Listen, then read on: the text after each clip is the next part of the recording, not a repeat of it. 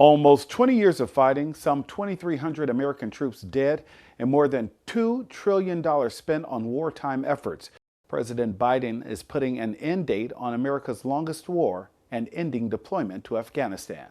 Phil Mattingly has more. It's time for American troops to come home. Tonight, America's longest war is finally coming to an end.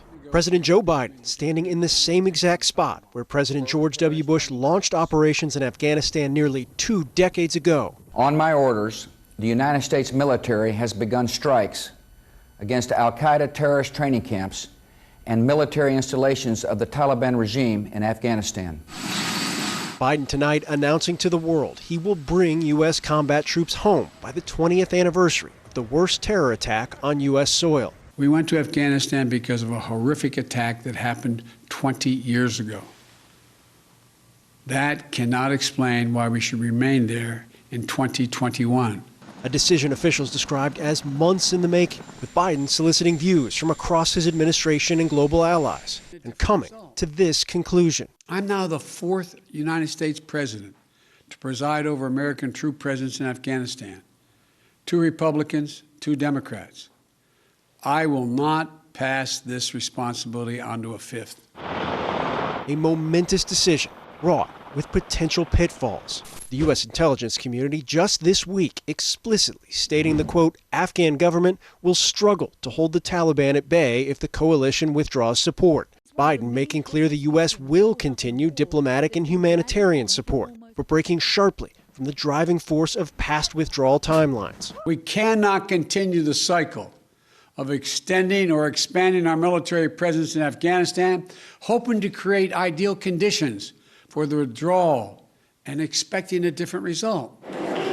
Senate Republican leader Mitch McConnell sharply criticizing the move. Apparently, we're to help our adversaries ring in the anniversary of the 9/11 attacks by gift wrapping the country and handing it right back to them. And issuing a warning from a similar decision in the not-so-distant past. Our president should remember what happened when the Obama administration let political considerations rush a retreat from Iraq. Total chaos and bloodshed and ISIS. But Biden's decision went beyond just bringing troops home. Instead, officials say it's a reevaluation of U.S. defense priorities, one with a central focus on China.